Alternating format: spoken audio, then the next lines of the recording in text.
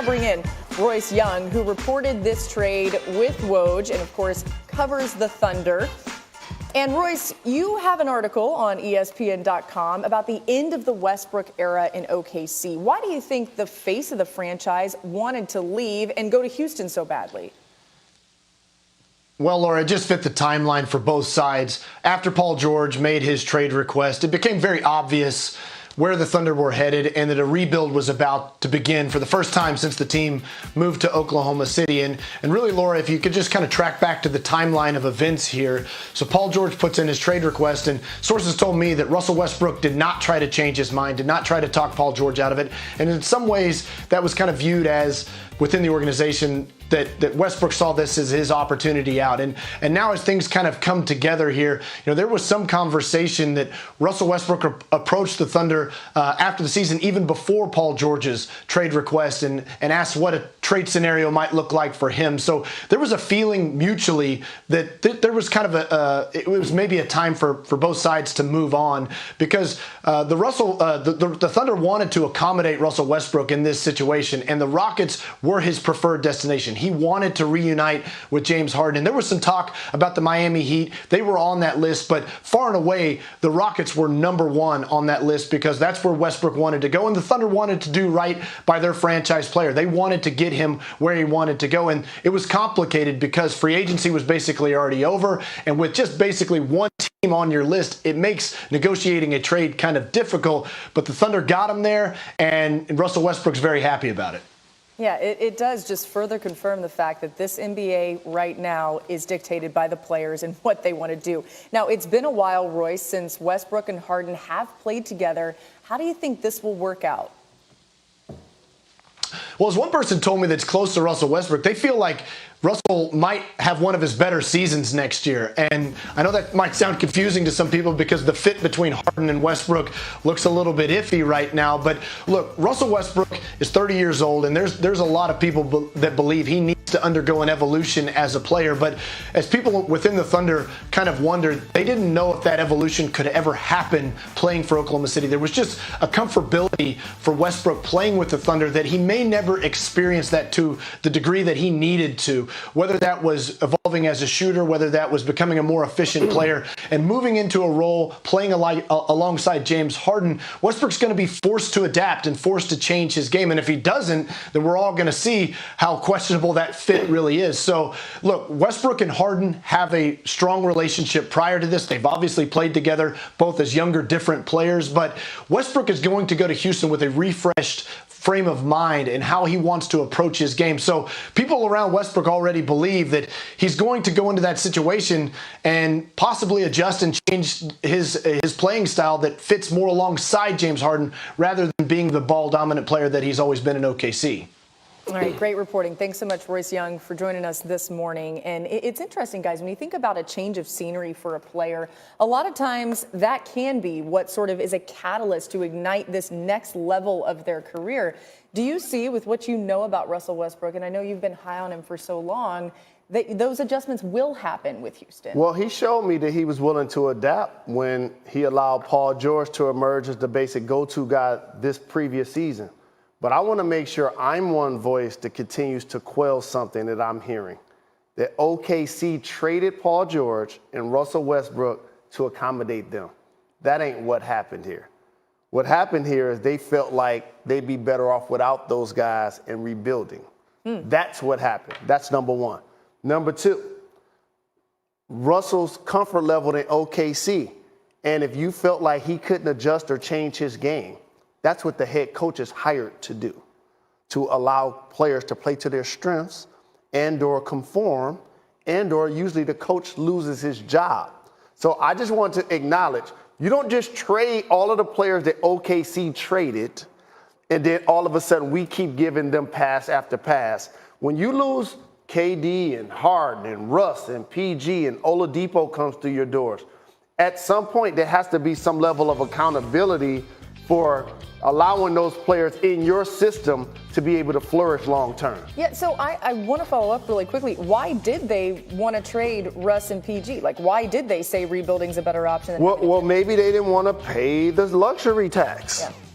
How about that? Maybe they look down at their roster and they looked at the landscape of the Western Conference and say, why are we paying this in luxury tax when we're not the favorite to win it all? Why did they just say that, you know what, with this lineup, we can only go so far. So, you know what, if we can't compete for a championship with these assets, then you know what, we need to reboot and all of a sudden now rebuild. And how can we do that? We can do it as a small market through the draft and collecting assets. So they're looking at their best interest. And part of their best interest, though, is to basically accommodate players that have been good to them.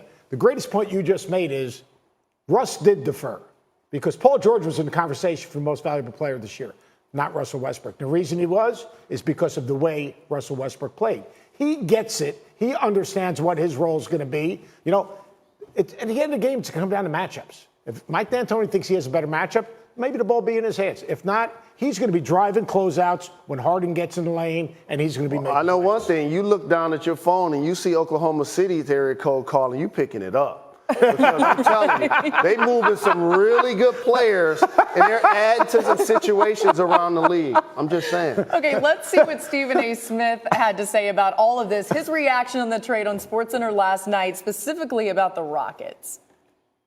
I love it. Personally, I mean, I think it puts Houston right back in the mix. We all know that James Harden was a top 2 MVP candidate, was the MVP last season, not the one that just passed. We know what he brings to the table. And the relationship with him and Chris Paul wasn't ideal at the end. Having said all of that, James Harden reuniting with Russell Westbrook makes them incredibly formidable. He can't be guarded. He's bigger, he's stronger, and faster than Chris Paul, not to mention a little bit younger as well. Houston obviously is in the mix. Yet again, this is a move that had to be made. I have no problem with Houston making it whatsoever. I think from a talent perspective, it puts them right back in title contention picture. My only question mark is whether or not Mike D'Antoni can coach them on that level. We know he can win regular season games. We know he can win a couple of playoff series. But can he coach them in the manner that they need to be coached to get them over the hump? That's the lone question mark about the Houston Rockets after this deal. I see no other question marks to think of. Okay, so Stephen A. thinks the Rockets, and rightfully so, I might add, are at least in contention to win a title and in contention in the West.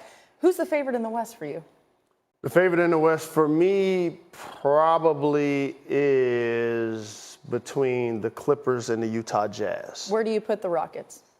I hover them around 4 or 5 with the Lakers and Denver, depending on injuries and players continue to develop. But one of the things that also allowed this deal to happen is the outspoken and respectfully flamboyant owner that the Houston Rockets have in a different way from the Clippers.